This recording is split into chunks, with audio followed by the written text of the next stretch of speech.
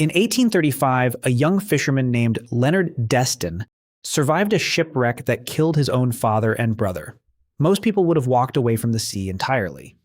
He didn't. Years later, he sailed to a quiet, unnamed stretch of the Florida Panhandle, dropped anchor, and decided this was where he'd start over. He had no idea he'd just founded what would eventually be called the world's luckiest fishing village. Today, that quiet stretch of coastline draws over 4.5 million visitors a year. The Crab Island, a shallow sandbar reachable only by boat, where hundreds of vessels raft together with water barely waist deep.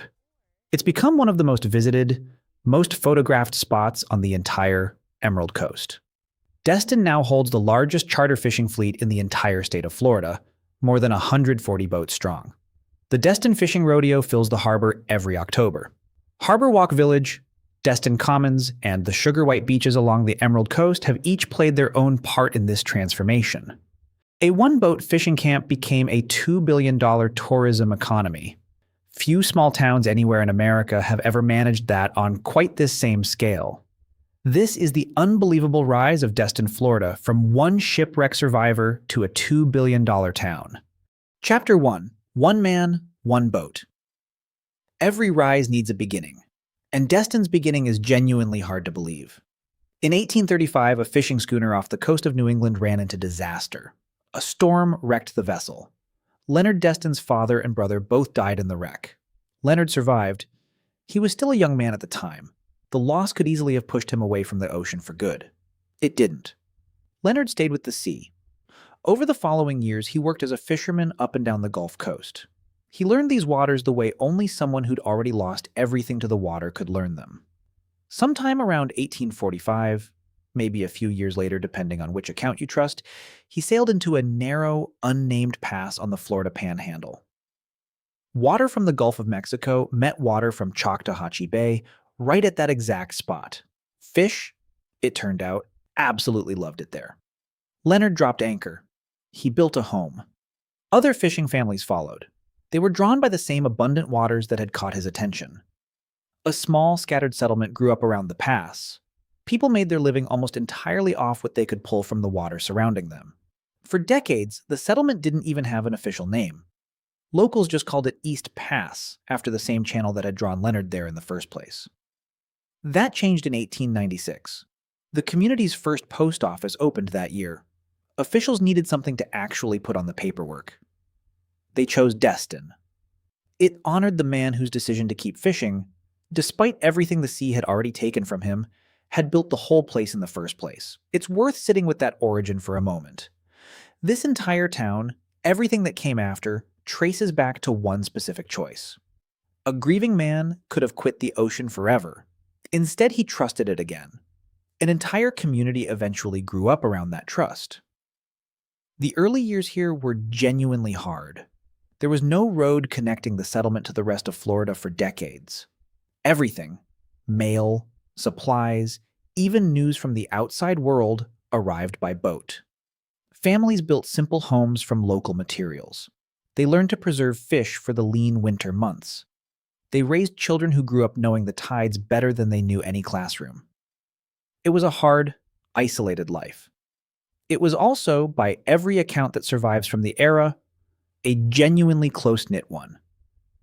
It was a community small enough that everyone actually knew everyone else's boat by sight alone. Leonard Destin himself became something of a local legend in his own lifetime. Older residents in later decades passed down stories about his fishing skill and his stubborn, quiet determination. He never remarried after losing his father and brother, some accounts suggest. He chose instead to pour that same devotion into the community he'd built around the pass. By the time he died, the settlement bearing his name had already outlived him by decades, a living monument that no formal statue or plaque could ever quite capture the same way. Historians who've researched the area's earliest decades note how remarkably little actually survives in written form from this period. Most of what we know today comes pieced together from land records, ship manifests, and oral history passed down through founding families over multiple generations. That scarcity makes every surviving detail about Leonard Destin's own life feel genuinely precious. A handful of documented facts stand in for what must have been an entire, richly lived existence. Most of it simply never got written down at all, lost to time the same way so much early American coastal history has been. Chapter 2. A village built on luck. For the first several decades of its existence, Destin stayed exactly what Leonard had built: a small, hard-working fishing village. Life here revolved entirely around the water. Families fished for their own food. They fished to sell whatever surplus they caught. There was no real industry beyond that. No complicated town government. Just boats, nets, and a community that understood the rhythms of the Gulf better than almost anywhere else on the entire coastline. In 1948, that quiet fishing culture turned into something bigger. Local organizers launched the Destin Fishing Rodeo, a month-long tournament celebrating the area's exceptional fishing. Anglers came from across the region to compete for the biggest catch in a range of different species. The rodeo did something the town's daily fishing routine alone never could. It gave outsiders a reason to actually visit. The nickname that would define Destin forever came a few years later. The actual story behind it is wonderfully specific. In 1950, Florida's Governor Leroy Collins visited the area with barely an hour to spare for fishing. An hour wasn't much time at all. Somehow, in that single hour, Collins reeled in a king mackerel weighing nearly 30 pounds. He was genuinely stunned by his own luck. He talked to the press afterward. He praised the waters that had just handed him a fish most anglers would need days to land. Collins called Destin the world's luckiest fishing village. The name stuck immediately. By October 15, 1956, according to local historical records, it had become the town's official, embraced identity. Nearly 70 years later, Destin still carries that exact nickname. It's printed on welcome signs, it's stitched onto souvenir shirts. It's repeated by every single charter captain working the harbor today. Word of the nickname traveled fast, and it traveled well beyond Florida's own borders. Newspapers up and down the East Coast picked up the story of the governor's lucky catch. They ran it as a genuinely charming human interest piece. Fishing magazines followed soon after, sending writers down to see for themselves whether the reputation actually held up. Almost universally, it did. Anglers who made the trip specifically to test their own luck came home with stories nearly as good as the governor's. They told those stories to friends back home. The whole cycle simply repeated itself, year after year, decade after decade. Local business owners recognized almost immediately what a genuine gift the nickname actually was. Motels, restaurants, and bait shops began working Luckiest Fishing Village directly into their own names and advertising. They understood that a memorable, specific story travels much further than any generic beach town slogan ever could. That branding instinct, formed in the years immediately following Collins' famous catch, still shapes how Destin markets itself to this exact day. The fishing rodeo itself grew steadily more elaborate with each passing decade.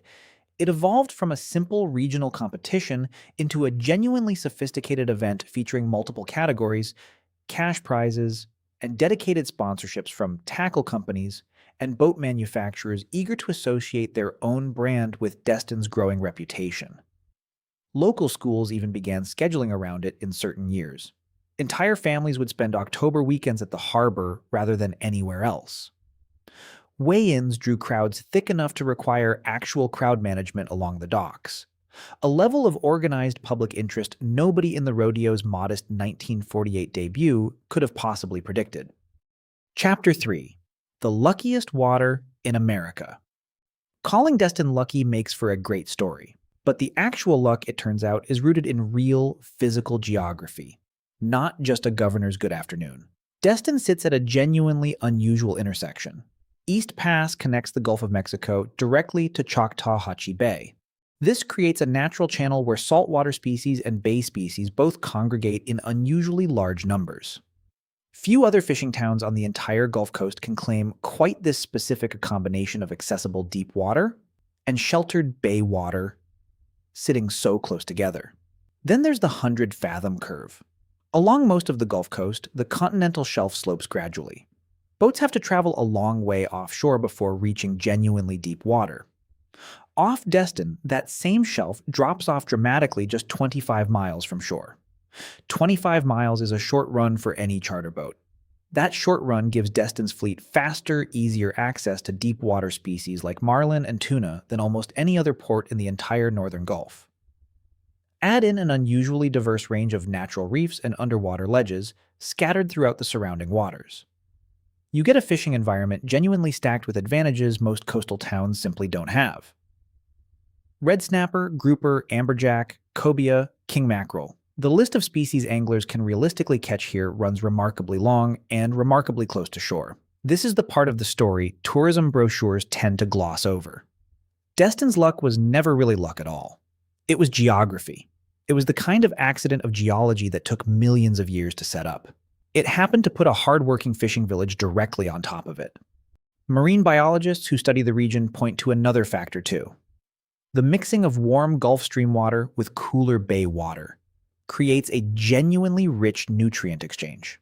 That exchange supports an entire food chain, one that ultimately produces the abundant fish populations anglers have relied on here for nearly 2 centuries. It's a delicate, specific balance. It took the exact right combination of currents, depth, and water temperature to create. It could just as easily not have existed here at all.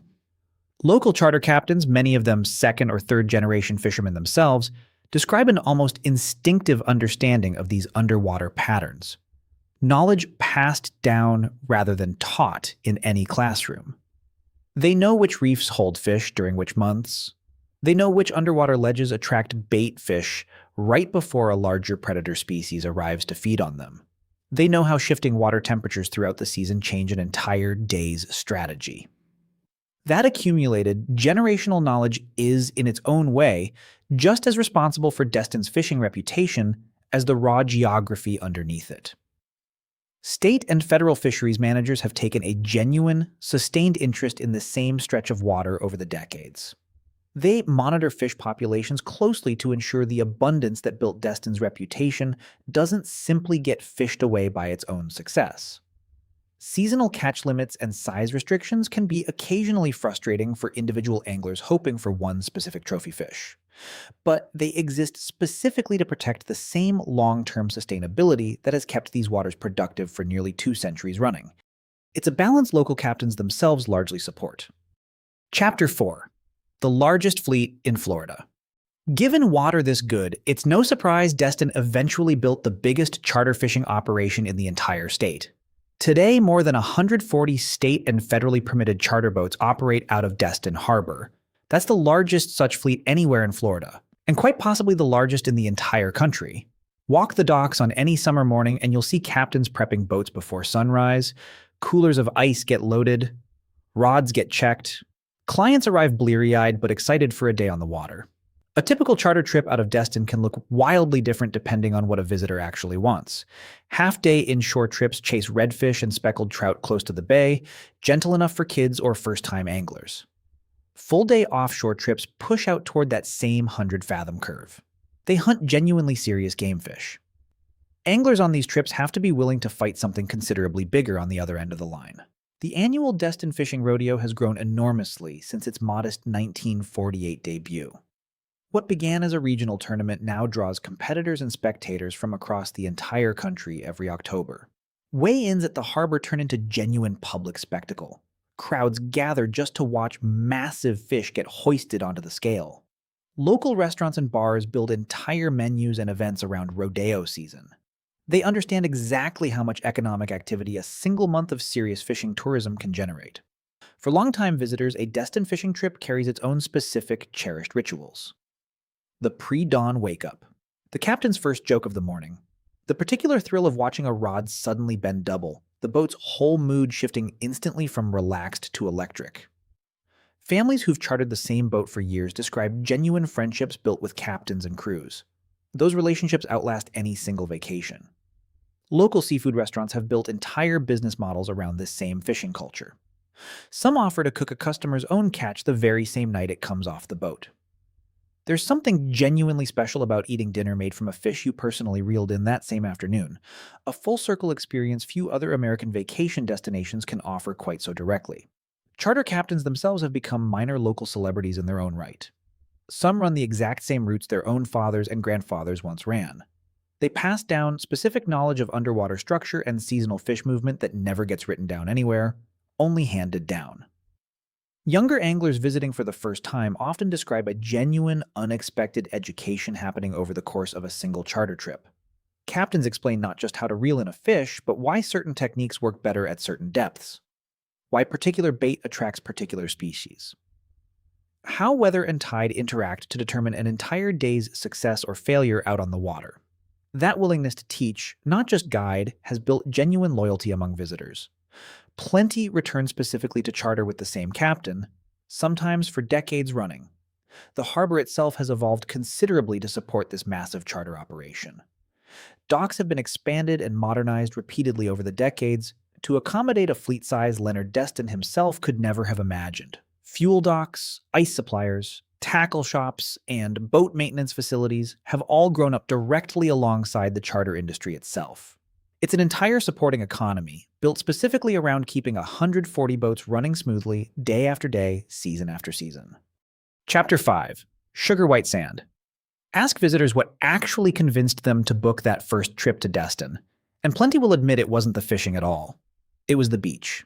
Destin's sand is famously, genuinely white. It's made almost entirely of pure quartz crystal, washed down over thousands of years from the Appalachian Mountains far to the north. That quartz composition gives the beaches a brightness most Gulf Coast sand simply can't match. It stays remarkably cool underfoot, even during the peak heat of a Florida summer afternoon.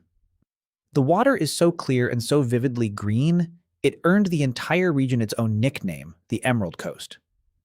Destin's beaches have become genuinely iconic in their own right, separate entirely from the town's fishing reputation.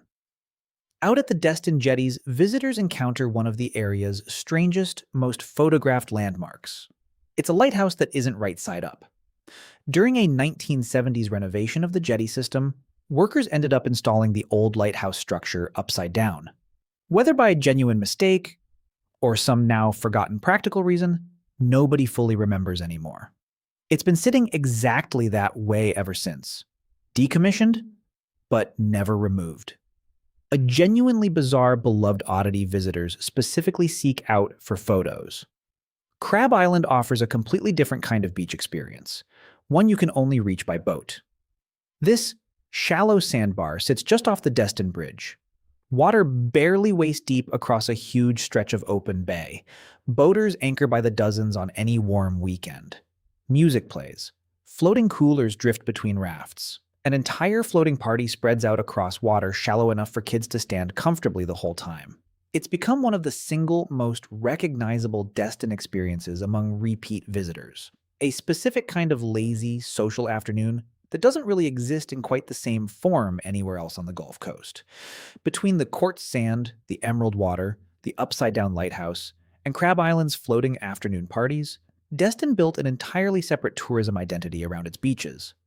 That identity now draws just as many visitors as the fishing that first put the town on the map. Beach access along Destin's coastline has expanded considerably over the decades, too. Public beach accesses now dot nearly the entire stretch, giving visitors without waterfront accommodations plenty of genuine, free ways to reach the same sand featured in every postcard. Families who've visited for generations often describe a specific favorite access point, a particular stretch of beach they return to year after year. It becomes almost like a family tradition, passed down the same way a favorite fishing spot might be. Sunset itself has become something of a daily ritual along Destin's beaches. Crowds gather informally near the water each evening regardless of the season. Phones raised in unison as the sky shifts through orange, pink, and deep purple over the Gulf. Longtime visitors describe this nightly gathering as one of the quiet, unplanned highlights of any trip. It's a completely free, completely reliable moment of genuine beauty. It doesn't require a reservation, a ticket, or really any planning at all beyond simply showing up. Water sports beyond fishing have carved out their own significant place in the Destin experience too. Parasailing operators lift visitors hundreds of feet above the Emerald Coast for panoramic views. Jet ski rentals line several beach access points. Paddleboard yoga classes draw an entirely different crowd than the sunrise charter fishermen a few docks over. This range of activity, from adrenaline-heavy to genuinely relaxing, gives Destin a breadth few single-identity beach towns can match, something for nearly every kind of traveler within the same few miles of coastline. Chapter 6. Big Kahunas and the Alligator Bar. Not everything that draws millions of people to Destin lives in the water. Some of it lives right beside Highway 98, and it's been pulling families in for decades. Big Kahuna's Water and Adventure Park opened its doors in 1986, and it's remained one of the single most visited family attractions on the entire Emerald Coast ever since. Towering water slides rise up over the highway itself, visible from cars still miles away, giving kids in the backseat their first real signal that vacation has actually started. Some of these slides drop riders from heights rivaling a 5-story building, a genuine adrenaline rush that's built its own loyal following among teenagers and adults alike, not just younger kids. A wave pool built to mimic actual ocean swells lets visitors get a taste of the Gulf without ever touching sand.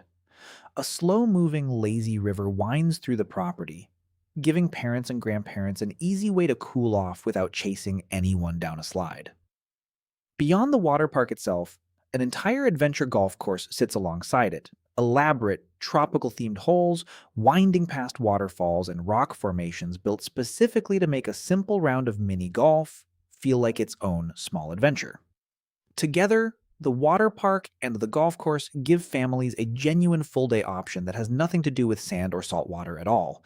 A real alternative for the handful of days when the beach itself feels like too much sun. Generations of Destin visitors now describe Big Kahunas the exact same way they describe the beach itself. A required stop, not an optional one. Parents who rode these same slides as kids bring their own children back decades later, pointing out which ride used to be their favorite, the same way longtime anglers point out their favorite fishing spot. Staff members who've worked there for years describe entire families booking their annual Destin trip specifically around a full day at the park, treating it as seriously as any charter fishing excursion or beach afternoon. A few miles down the same highway, a different kind of Destin landmark draws its own devoted following.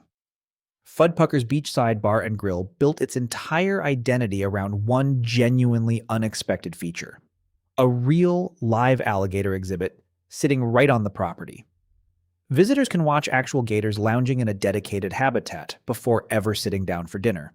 A combination of beach bar and roadside zoo that shouldn't work nearly as well as it does. It's become one of the most photographed, most talked about stops in all of Destin, the kind of genuinely odd landmark that gets mentioned in nearly every visitor's retelling of their trip, right alongside the upside-down lighthouse and Crab Island. Between the slides at Big Kahuna's and the alligators at Fudpucker's, Destin built yet another entirely separate reason for people to visit. One that has nothing to do with fish, sand, or luck. It's simply proof that a town built by one grieving fisherman somehow found room to become one of the most varied, most surprising small vacation destinations in the entire country. Chapter 7. From Fishing Camp to City. For well over a century, Destin grew slowly, a scattering of simple, single-story cottages spread along the water. Then, starting in the 1970s, everything changed at once. Florida's broader coastal tourism boom reached Destin hard during this period. Developers recognized the same natural advantages that had always drawn fishermen here. They began building differently. Instead of modest beach cottages, they built high-rise condominium towers, stacking dozens of units where a single small home once stood. This vertical development revolution multiplied the town's actual visitor capacity many times over within just a couple of decades. It radically reshaped Destin's skyline as seen from the Gulf. That construction boom brought real growing pains alongside genuine economic opportunity. Longtime residents watched a town they'd known as a quiet fishing camp transform, seemingly overnight, into something resembling a genuine resort city. Traffic increased. Property values climbed. Local debates over how much further development should go became a permanent fixture of town life. Debates that, in various forms, continue today. In 1984, Destin officially incorporated as its own city. It gained real political autonomy for the first time in its nearly century and a half of existence. That incorporation gave local government actual authority over zoning, development, and infrastructure decisions that had previously been managed at the county level. It let residents shape their own town's future more directly than ever before. The transformation from fishing camp to genuine city didn't happen because Destin abandoned its original identity. It happened because enough people recognized that the exact same qualities drawing fishermen here for a century, the water, the access, the natural beauty, could support an entirely different kind of visitor too. The fishing village didn't disappear. It just grew a much bigger, much busier version of itself around its original core. City planners in the years following incorporation faced a genuinely difficult balancing act, one many coastal towns across Florida know intimately. Too little development risked leaving Destin behind, as neighboring communities captured a growing share of the region's tourism dollars. Too much development risked destroying the exact small-town, working harbor character that had made the place worth visiting in the first place. Zoning battles over building height limits, density restrictions, and protected green space became recurring fixtures of city council meetings, debates that, in one form or another, continue shaping Destin's growth to this very day. The completion of the Mid-Bay Bridge in the mid-1990s marked another genuine turning point. It provided a faster, more direct route connecting Destin to the surrounding region, easing traffic pressure that had built up on the town's older, more limited road network. That improved connectivity opened Destin up even further to day trippers and weekend visitors from nearby cities who might otherwise have found the drive too inconvenient. It added yet another steady stream of visitors to a tourism economy that, by this point, was already growing faster than almost anyone in the original fishing village could ever have imagined. Local historians point to this same stretch of decades, roughly the 1970s through the 1990s, as the period when Destin's modern identity truly crystallized. The town shifted decisively from a place people happened to pass through toward a genuine, deliberate vacation destination in its own right. Advertising campaigns from this era leaned heavily into both halves of the town's identity at once, the fishing heritage and the beach resort amenities. That combination, rather than either half alone, was what actually made Destin so distinctive among Florida's crowded field of coastal tourist towns. Chapter 8: HarborWalk and Beyond. Modern Destin offers visitors an entire ecosystem of experiences that, a century ago, nobody could have imagined growing out of one small fishing settlement. HarborWalk Village sits right along Destin Harbor, a multi-level boardwalk lined with restaurants, shops, and bars, all facing directly out over the same working harbor where charter boats dock every single day.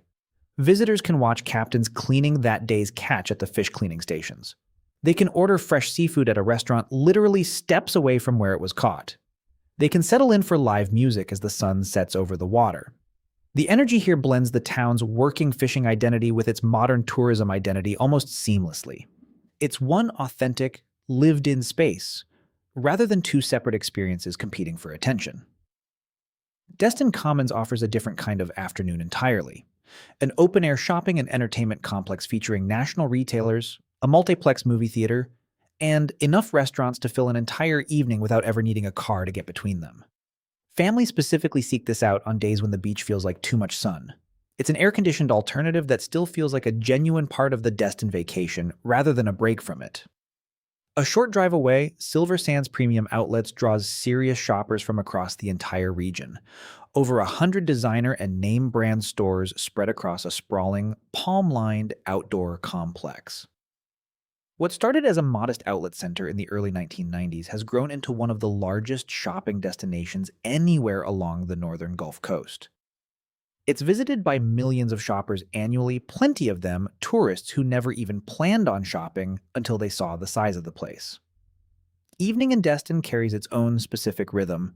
Many repeat visitors know by heart. Dinner at the harbor, a walk along HarborWalk as the string lights come on. Maybe a nightcap at a waterfront bar with a band playing covers everyone in the crowd seems to know the words to.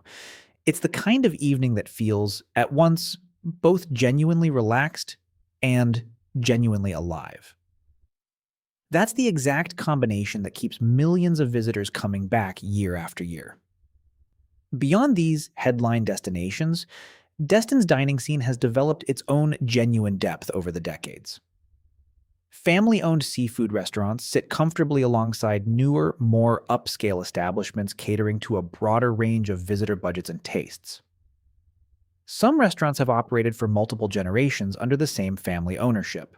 Regular customers get greeted by name the moment they walk through the door, a small but genuine echo of the same close-knit fishing community Destin started as, still visible underneath all the modern growth surrounding it. The village of Baytown Wharf, part of the nearby Sandestin Golf and Beach Resort, adds yet another distinct flavor to the broader Destin area experience. It's a European-inspired pedestrian village featuring its own shops, restaurants, and regular live entertainment on an outdoor stage. Families staying at the resort itself often spend entire evenings here without ever needing to drive elsewhere. Visitors from other parts of Destin make the short trip specifically to experience its slightly more upscale resort community atmosphere, a genuinely different pace than the working harbor energy found closer to HarborWalk itself. Chapter 9. The Numbers Behind the Luck. Strip away the nostalgia and the nickname, and Destin's transformation shows up in genuinely staggering numbers. More than 4.5 million visitors now travel to Destin every single year. That's an extraordinary figure for a city whose year-round population sits at under 14,000 residents. That tourism activity generates roughly $2.1 billion in economic impact annually. Money flows through hotels, restaurants, charter operators, retail shops, and every other business built around serving that massive seasonal influx. The charter fishing industry alone represents a serious economic engine in its own right. 140-plus boats, each one requiring captains, crew, fuel, maintenance, and marketing add up to real, sustained employment across the entire harbor. Local seafood harvests reportedly exceed 20 million pounds annually across nearly 150 different species. That feeds both the local restaurant scene and a broader seafood supply chain stretching well beyond Destin's own city limits. Population growth tells its own version of the same story. What began as a handful of fishing families in the mid-1800s has grown into a genuine small city. It's supported by an even larger surrounding metro area, filled with residents who moved specifically to be near the water, the fishing, and the lifestyle Destin has spent generations building. Every one of these numbers traces back, in some fashion, to the same basic starting point. One man, one boat, one decision to keep fishing after losing almost everything to the sea. It's a genuinely remarkable return on one person's stubborn refusal to give up. A return measured today in billions of dollars and millions of annual visitors. Real estate values along Destin's coastline reflect the same growth story in their own way. Waterfront and beachfront property has climbed dramatically in value over the past several decades, as demand from both permanent residents and vacation home buyers has intensified. Local employment figures tell a similarly striking story. Tourism-related jobs now represent a substantial share of the entire regional economy, supporting everything from hotel staff and restaurant workers to marine mechanics keeping that massive charter fleet properly maintained and running. Seasonal population swings illustrate just how dramatically tourism reshapes the town on a day-to-day basis. Destin's actual daytime population during peak summer weeks climbs many multiples above its official year-round resident count. Traffic on the town's main thoroughfare can back up for miles during the busiest summer weekends, a genuine, visible reminder of just how many people are actually squeezing into this narrow stretch of coastline at any given moment during high season. Local infrastructure, roads, water systems, emergency services, has had to expand continuously just to keep pace with a visitor population that dwarfs the town's actual resident base. Chapter 10. Still the world's luckiest. Nearly 2 centuries after Leonard Destin's shipwreck, and almost 70 years after Governor Collins landed his famously lucky king mackerel, Destin still calls itself exactly what it's always been: the world's luckiest fishing village. That's a genuinely remarkable thing for a coastal town to hold on to. Plenty of small fishing communities that grew into major tourist destinations eventually let their original identity fade into the background, replaced entirely by whatever newer attraction happened to draw the bigger crowds. Destin never did that. The charter fleet still operates at the literal center of the town's identity. The fishing rodeo still fills the harbor every October. Visitors who've never once held a fishing rod still leave Destin able to recite the nickname, the same 7-decade-old phrase locals still print on t-shirts and welcome signs today. The beaches, the shopping, the harbor nightlife, the hurricanes weathered and rebuilt from, all of it sits layered on top of that same original fishing village foundation, rather than replacing it. Millions of visitors experience Destin today as a full, modern resort destination. Underneath that experience, the same water that drew one grieving fisherman here in the 1840s is still doing exactly what it's always done. It's still producing the same abundant catches. It's still bringing people back to the exact same narrow pass where the Gulf meets the bay. That's the actual, honest story behind Destin's unbelievable rise. It's not a story about a fishing village disappearing to make room for a resort town. It's a story about a fishing village that grew a resort town around itself without ever losing track of what made it worth visiting in the first place. One shipwreck, one decision, one extraordinarily lucky stretch of water. Everything else followed from there. Locals who've watched this entire transformation unfold across their own lifetimes often describe a genuine sense of pride mixed with quiet amazement, the same feeling in some ways that must have struck Governor Collins on that lucky afternoon in 1950. Nobody, least of all Leonard Destin himself, could have predicted that one man's decision to keep fishing after unimaginable loss would eventually produce a $2 billion tourism economy visited by millions of people every single year. And yet here it is, still standing, still fishing, still every bit as lucky as the day the name was born. Visitors who return year after year often describe a genuine sense of watching the town grow up around them in real time. A favorite empty lot from a decade ago is now home to a new hotel. A familiar stretch of quiet beach is now flanked by a fresh round of condominiums. Some mourn those changes quietly. Most, when asked directly, admit the town has managed something genuinely rare, real, sustained growth that somehow never fully erased the specific, small-town warmth that made people fall in love with the place to begin with. That balance, more than any single statistic or landmark, might be the truest measure of just how unbelievable this entire rise actually has been. This is a fishing village that grew into a $2 billion resort economy. It never fully forgot the one man and one boat that started it all. So that's the story of Destin, Florida. Now I want to hear from you. Have you chartered a boat out of Destin Harbor or watched a fishing rodeo weigh in yourself? Have you seen the upside-down lighthouse out at the jetties or spent an afternoon floating at Crab Island? Tell us your Destin story in the comments below. We read every single one of them. The more specific, the better. Which restaurant you keep going back to, which captain you've chartered more than once, and whether the town still feels the same as the first time you visited all those years ago. And if this story showed you what it actually takes to turn one shipwreck survivor's decision into a $2 billion town, hit that like button and subscribe. We cover the places that somehow got luckier with every single decade. We cover the people whose stubborn refusal to give up made that luck actually possible. One boat, one storm, and one lucky catch at a time.